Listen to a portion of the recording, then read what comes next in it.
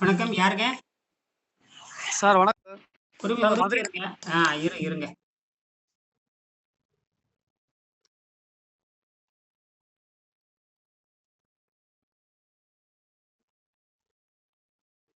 வணக்கம். இனியன் நீர் மருத்துவம். வணக்கம். நான் பேசுறது கேக்குதுங்களா? கேக்குது சார். இங்க வீடியோ எல்லாம் போட்டிருக்கேனே, யாருன்னு பார்க்கலாம். மூஞ்சி காட்டுங்க. சார் இது வந்து எப்படி ஆன் பண்றது தெரியல. வரலையா சார் உங்களுக்கு? அந்த யூடியூப் வாட்ஸ்அப்ல தான் இருக்கிறீங்க. அதுல பாரு அந்த கேமரா ஆமா மாதிரி சார். தொட்டீங்கன்னா வந்துருவேன். கேமரா மாதிரி ஒன்று இருக்கா? ஆமா சார். ஆமா, ஆமா, ஆமா. அத சும்மா தொடுங்க. அதான் வந்துருச்சு. அவ்வளவுதான். அவ்வளவுதான். என்ன இது கையில வாட்ஸ்அப் வச்சிருக்கிறீங்க. இது வீடியோல பேசுறது இல்லையா? சார் இல்ல சார், இல்ல சார். இது வந்து கொஞ்சம் டிஸ்ப்ளே கொஞ்சம் தெரியல சார். பரவாயில்ல. இது போது போது கொஞ்சம் எந்த இடத்துல இருந்தது? என்ன சொன்னீங்களே? என்ன என்ன பிரச்சனை இருந்தது உங்களுக்கு? சார் எனக்கு வந்து ஸ்கின் சம்பந்தப்பட்ட இஷ்யூ. சளி தான் சார் இன்னும் குறையாம இருக்கு. பட் ஆனா ஸ்கின் சம்பந்தப்பட்ட இஷ்யூ இருந்துச்சு சார் உடம்புல. ம். எந்த அது இடத்துல வந்து இருந்தது? எத்தன வருஷமா இருந்தது? அத பத்தி சொல்லுங்க. எத்தன வருஷமா இருந்தது? என்னவா 10 இருந்தது? வருஷம் 10 வருஷமா இருந்துச்சு சார். அடேங்கப்பா! 10 வருஷமா இருந்தது. இப்ப குறைஞ்சிருக்கு. என்ன ஒரு 10% குறைஞ்சிருச்சா? எவ்வளவு குறைஞ்சிருக்குங்க? சார் ஒரு 40% குறைஞ்சிருக்கு சார். அடேங்கப்பா! 40%ங்கிறது கிட்டத்தட்ட அரைவாசி உலகத்துல வந்து தோல் நோய் நல்லாவே நல்லாகாது. தோல் நோய் வந்துட்டாவே ஒரு டாக்டருக்கு வந்து நிரந்தர வருமானம். புரியுதுங்களா? என்ன சார் சொல்றீங்க? குணமாகவே குணமாகாது. எங்கேயுமே குணமாகாது. அதாவது தோல் நோயின்னு சொல்றாங்களே, ஸ்கின் ஸ்பெஷலிஸ்ட் இருக்காங்க இல்லையா? பொதுவாவே ஸ்கின் ஸ்பெஷலிஸ்ட் இருக்கிறாங்களே, தோல் நோய் மருத்துவர்கள். அவங்க என்ன ஆ. சொல்றாங்கன்னா, எங்களுக்கு ஒரு 50 நோயாளிகள் கிடைச்சுட்டா, 500 வருஷத்துக்கு அவங்க வருமானம் குடுப்பாங்கங்கிறாங்க. 50 நோயாளி இருந்தா போதும், அவங்க சாகுற வரைக்கும் அவங்க வருமானம் குடுப்பாங்க. அப்படின்னா நான் தோல் நோய் நல்லாவே ஆகாதுன்னு அர்த்தம். அது ஆனா சார் நான் மருந்தின் மூலமாக நோய் குணமாக்க முடியாதுன்னு நல்லா தெரியும். இது வந்து இது வந்து உடம்பை தூய்மை செய்கிற முறை. சரியா? இப்பதான் வகுப்பு போட்டிருக்கேன். இப்ப வகுப்பு நடத்தி முடிச்சேன். பாருங்க. இந்த உணவு இல்லாமல் சார் வாழும் கலை அப்படிங்கிற புத்தகத்தை இப்பதான் பேசி முடிச்சேன். அப்ப நீங்க யாருன்னு எனக்கு தெரியாது. பரவால்ல. நீங்க அப்புறம் அது இன்னைக்கு சொல்லிட்டீங்க. இந்த மாரி 40 விழுக்காடு நல்லா இருக்கு. நான் வந்து என்ன சொல்றேன், இந்த மாரி ஒரு இந்த மாரி இந்த புத்தகத்த வாங்கி படிச்சிருக்கேன். இந்த புத்தகம் வாங்கி படிச்சுட்டீங்களா? உணவு இல்லாமல் சார் வாழும். படிச்சிருக்கேன் சரிங்க. சார், நீங்க என்ன படிச்சிருக்கேன். தொழில் பண்றீங்க? உங்கள பார்த்து சொல்ல என்ன தொழில் பண்றீங்க? என்ன உணவு பழக்கம் என்னவா இருந்துச்சு? அத மட்டும் சொல்லுங்க. இப்ப அத சொன்னா தான் மக்களுக்கு புரியும். இது ஒண்ணும் பயப்பட சார் உணவு வேண்டியதில்ல. பழக்கம் உணவு பழக்கத்த மாற்றி அமைச்சுட்டாவே உடம்பு வந்து சொந்த மருத்துவரா மாறிரும். என்னவா மாறும்?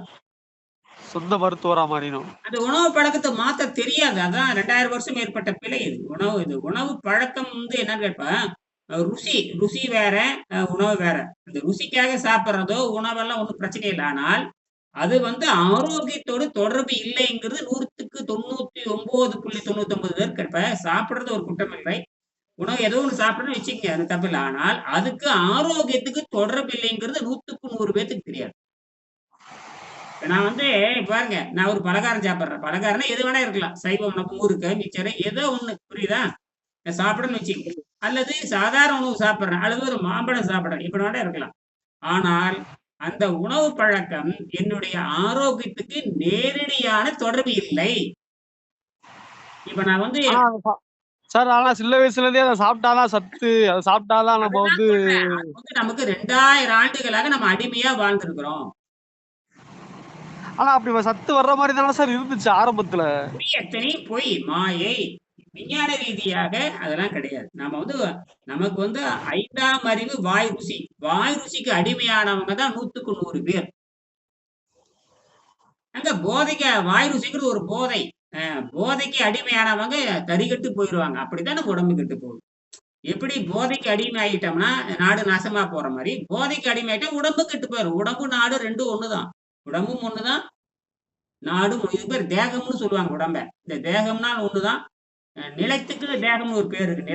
நிலம்னாலும் தேகம் தான். 2மே வந்து நாம குருட்டுத்தனமா பண்ணணும்னா உடம்பு கெட்டு போகும்.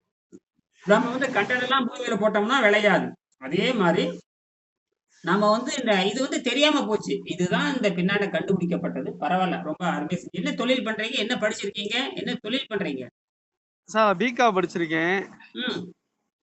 தொழில் வந்து கலெக்ஷன் ஏஜென்ட்டா இருக்கேன் சார்.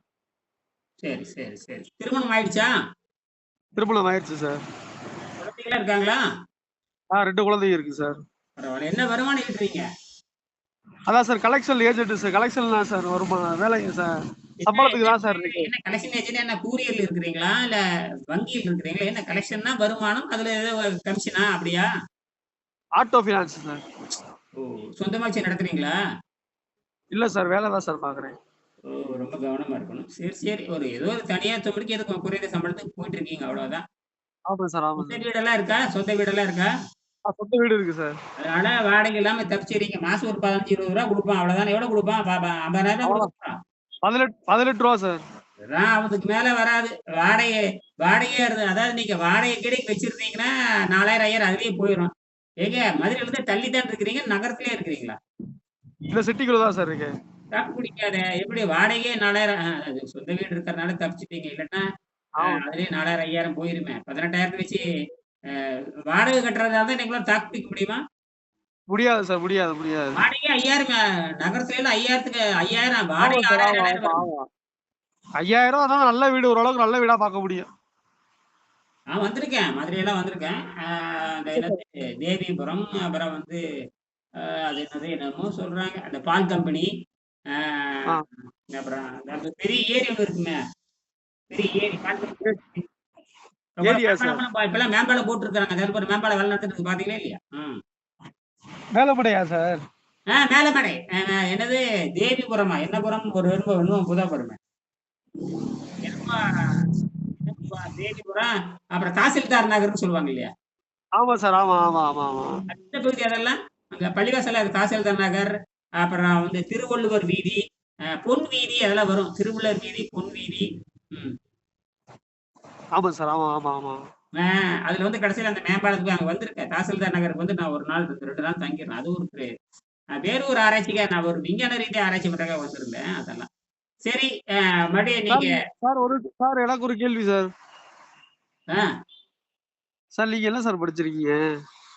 நான் 78, 79ல பியூசி படிச்சேன். 78, 79. 78, 79 பியூசி. இல்ல சார் இந்த எலக்ட்ரிக்ஸ பத்தி நீங்க பேசுறீங்க. எலக்ட்ரானிக்ஸ பத்தி பேசுறீங்களா சார்? அந்த அணு அணு வரைக்கும் பேசுறீங்களே! ஆமா, நான் கண்டுபிடிச்சாச்சேப்பா. நான் வீட்லயே அணு உலை செய்யல பாருங்க. கையில அணு உலை வச்சிருக்கேன் பாருங்க. இல்ல சார் இத பத்தி எனக்கு எதுவும் தெரியாது. அடிப்படை கூட எனக்கு தெரியாது சார். ஆனா இந்த அளவுக்கு இத பேசுறீங்களே! நீங்க என்ன சார் உங்களுக்கு எப்படி சார் இது எப்படி இப்படி ஆ தெரியும் உங்களுக்கு? இதுக்கெல்லாம் காரணம் இந்த என்னுடைய உணவு பழக்கமும் வெங்கடேசன் குடுத்தார். வெங்கடேசன் என்னுடைய ஆசிரியர் வந்து சிவில் இன்ஜினியர். அவர்தான். அவரு ஆனா ஆனா கண்டுபிடிச்சத இத அவரு கண்டுபிடிச்சத வச்சு தான், அவரு என்ன சொல்றாருன்னு வச்சு தான் நான் டெவலப் பண்ணேன். இப்ப வந்து நான் வீட்லயே அதாவது நம்ம வீட்ல ரூ. 500 செலவுல வந்து அணு மின்சாரத்த தயாரிக்கலாம்ன்னு கண்டுபிடிச்சிருக்கேன். அணு மின்சாரம் தயாரிக்கலாம்ன்னு கண்டுபிடிச்சிருக்கேன். அப்ப நான் கையில எரியுது பாருங்க. இந்த லைட் தெரியுதா இல்லையா? இல்ல சார் விண்வெளியில போய் குடியேறத பத்திலாம் ஆ பேசுறீங்களே சார். விண்வெளியில ஆனா தான் குடியேற போறோம். இவ்வளவு டீட்டெயிலா அந்த புக்ல வந்து ஆமாம். எல்லாமே இருக்கு. விண்வெளியில போய் குடியேறணும்னா அதுக்கான மின்சாரம் வேணும். அதுக்கு தான் நான் கண்டுபிடிச்சிருக்கேன். சரியா? அது ஒண்ணும் பெரிய விஷயம் இல்ல. கட் ஆயிடுச்சு.